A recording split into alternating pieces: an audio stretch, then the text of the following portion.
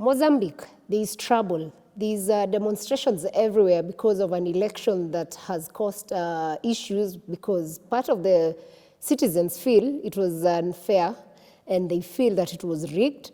Well, of course, the government says it was a fair, free election and they hold on to that. And so because of that, they've had post-election violence and demonstrations that are still ongoing since last month. And up to date, it's still ongoing.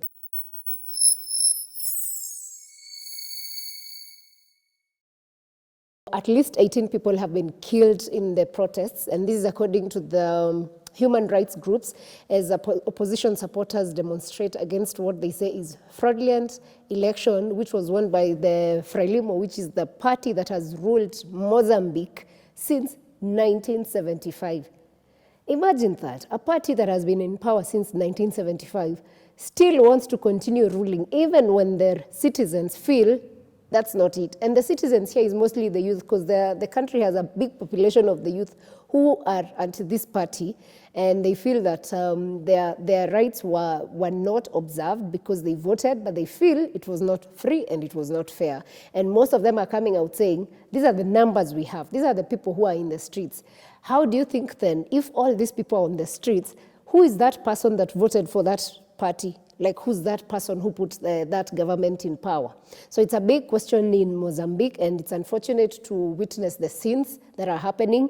And I think Mozambique has learned from Kenyans. Kenya has gone through that, especially in 2007, but ours was really bad. It was a very bloody post-election violence thing. But what they're going through, we are actually hoping that they are able to get through this and emerge victorious and respect the will of the people. Because I believe African politicians need to get to a point where you accept when your turn is done, when your service is no longer needed, just leave, go home and let people be. That is why we have freedom and democracy. But then the level of abuse of democracies in Africa is very alarming, and it's a question that we are all watching. And actually, most Kenyans are actually cheering these people, saying, if Mozambique wins, that opens doors for other African countries to support their democracy. So Frelimo party is led by the former president. His name is Filipe Jacinto Nyusi, who has served as the fourth president since 2015. He's been in power, but he's not the one who's won. The guy who's come in is called Daniel Chapo, but of course with the same party. And the former president is the leader of the party. So most people felt he did not serve them as to their expectations, hence why they're demanding that the party exits since and leaves the space for now the new party. So the Mozambican Center for Democracy and Human Rights says that about 24 people have been killed. So I keep asking myself why police become so violent when people demand for better or demonstrate for the betterment of a country. Because we've even seen that in Kenya, we've seen it we've seen it in Uganda.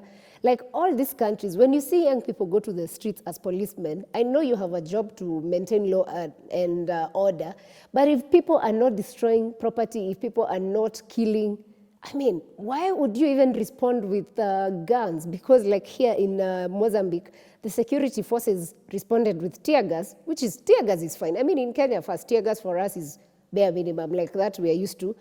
But now the problem comes where they have to use live ammunition. So when you use live ammunition, you end up killing. Now we have 24 young people who are dead simply because they want a better country for themselves. And it's just not for themselves. It's basically for anyone and every citizen of that nation. But well, that is what is happening. So the police have been firing tear gas at thousands of protesters in the capital, which is Maputo. And on Thursday, which is when they had called for the biggest of all rallies, actually, they said that this is the biggest demonstration ever experienced in Mozambique. This is the first of its kind. And protesters during this demonstration were chanting, "Power to the people and Frelimo must fall." I know that sounds familiar to Kenyans because we went through a similar thing, not during elections, but just earlier this year in June, July, when people were demanding for better governance. So some of the demonstrators blockaded streets with burning tires, held homemade signs supporting the opposition leader, who's called Mondlane. So Adriano Nuvunga, the director of Mozambique's Center for Democracy and Human Rights, says the country has never ever, in this since 1975, never experienced such level of demonstrations. So the demonstrators are actually angry that the results of the October elections saw the long-ruling Frelimo, which is the Mozambique Liberation Front Party candidate, Daniel Chapo, sweep the polls, while Mondlane, who's now the opposition leader, a favorite among the youth, like this is the guy the young people really wanted to put in power, came a distant second. And the opposition now alleges that votes were rigged, there was stuffing of election materials, but it's not just the opposition that says. Election observers and the Catholic bishops in Mozambique say actually there was a lot of rigging and irregularities, and this is what is making people really mad and going to the streets. And it's very interesting to see that they've taken over the streets for over a week now. So many Mozambique's youth, who make up 2/3 of the 35 million population, saw the 9th October as an opportunity to do away with the Frelimo party. So these were the expectations. We are going to vote, get this government out, and have a different government that caters for its needs. But no, that, as of now, has not happened. So the party has ruled since 1975, and this was after a bloody uprising that happened. This was during, from their colonial times under Portugal. They were colonized by Portugal, so that's when this party took over. So the young people of Mozambique say that Frelimo's reputation is as a party that led the country to liberation does not make any impression to them that it aligns with this. And the legacy is now deeply buried under years of economic decline, corruption, high levels of unemployment, and an armed conflict in the north part. So despite the country's beauty attractions of tourists and all that, most of them feel they remain unemployed, and there's so much corruption going on, hence why they're fighting for change. So on October 9th, which is when they had the election, the initial days that followed were calm as the polls were being counted. But immediately the National Election Commission, which is in charge of elections in Mozambique, once they started giving the results, this is when all hell broke loose, because they expected the opposite. But unfortunately, the ruling party has taken over, and still up to now, actually, the Election Commission has not given any statement. The ruling party, which is still Frelimo, has not given any response to these demonstrations. And Mozambique's opposition leader, Mondlane, who came in second, he actually says he escaped an assassination, and he actually fled to South Africa. So where he sought refuge, because he says, he posted on Facebook a while ago and said that his life was in mortal danger. And this is after assassins had gone to home to try and kill him. And he said that he jumped through the back door of a hair salon where he was carrying his bags, accompanied by his wife and children. I mean, I'm not doubting, but that sounds more of a very, doesn't sound like a true story of his running away, but maybe it's true. However, there was no evidence. Once politicians claim things without substantial evidence, then it becomes hard to trust them.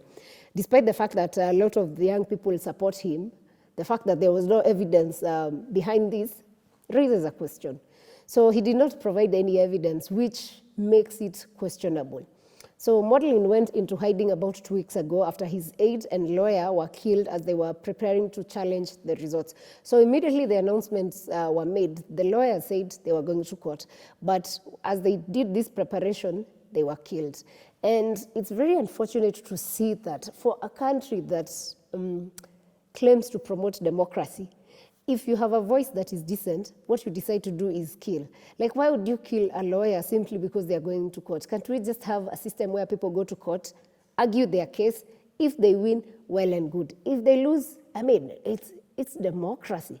But then they've killed. So this is what caused the opposition leader to fly away to South Africa, because he felt maybe he was going to be the next person in line to be killed.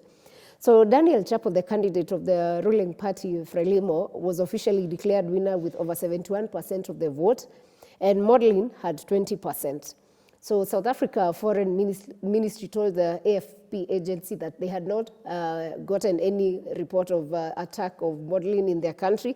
And the most interesting thing, they said they were not aware that he was in South Africa. Like, Is that even possible? Like for you to enter a country, your passport is stamped or something. Like there must be a way you enter a country, yeah? So for you to say that you're not aware this opposition leader is in your country, I think the country is just being diplomatic in the way they want to handle this case so that it doesn't affect their relationship between the two countries. Maybe that is just how I feel it.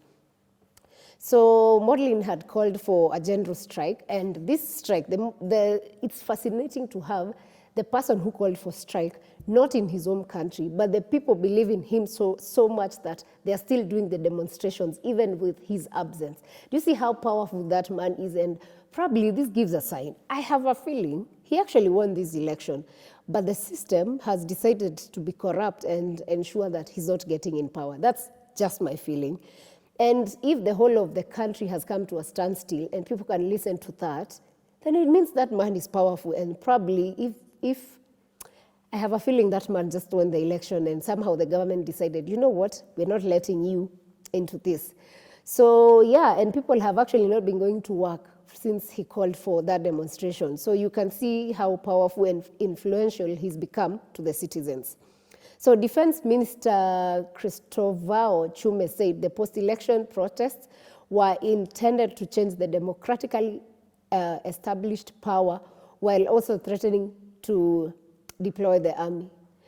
I tend to imagine African leaders are getting to a point where you feel if the police generally cannot stop, like where demonstrators decide to be on the street, then they decide the army is the way to go. And why am I saying this? This is Mozambique. Kenya experienced the same during the demonstrations that were dubbed Gen Z demonstrations, where the president actually sent the army. And the army, the presence of the army who was supposed to defend a nation against external, powers or external threats, anytime the citizens see army, then they feel threatened. I don't think they make you feel secure. It's just a way of putting our minds in a state of fear. And I don't know. I think African leaders, you need to change. That's too old school. And we're in a society where young people are starting to know what is good for them. And they actually know and they're fighting for it. So whether you send the army to the streets or not, this is not going to end anytime soon. And I feel for Mozambique, actually, this might not end anytime soon. So even when you have to keep sending the army and threatening, that won't solve a problem. The thing is, find a way of resolving this, and that way is actually not sending the army to the streets. So South Africa, on the other hand, has closed one of its busiest border crossings with Mozambique. Of course, they're neighbors. And this is because of the protests. So due to the security incidences and the interest of public safety, the official said that the port has been temporarily closed until further notice. This was done because South Africa wants to protect their side. So the Lebombo, one of the 4 busiest land ports in South Africa, is about 110 kilometers from Mozambique's capital, which is Maputo, and about 440 kilometers away from South Africa's capital, Pretoria.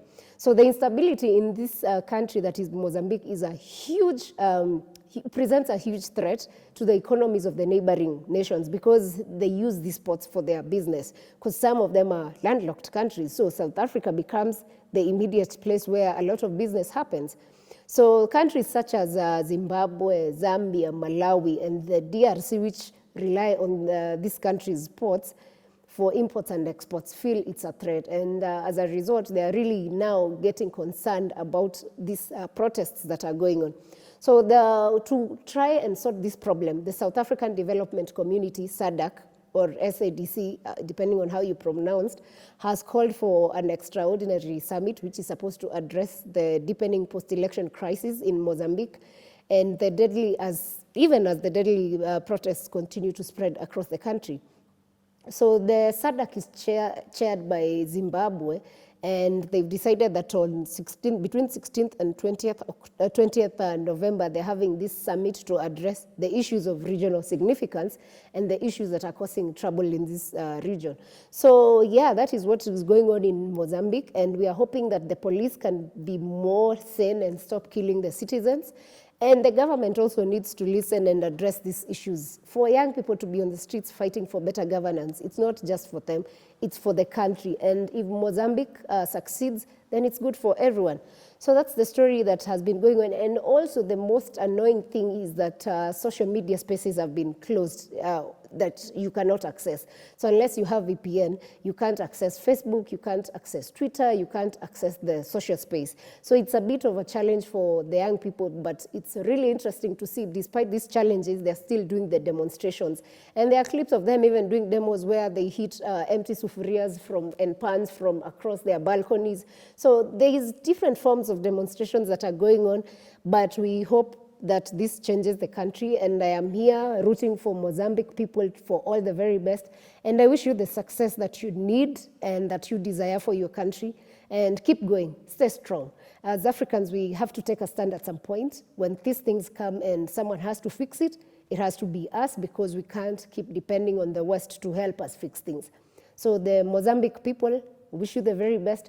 Keep pushing, don't give up. Kenya is supporting you. We, the citizens of Kenya, are in support of your demonstrations, and we hope that you will find sanity very soon and get the democracy that you desire. Thank you for watching this episode.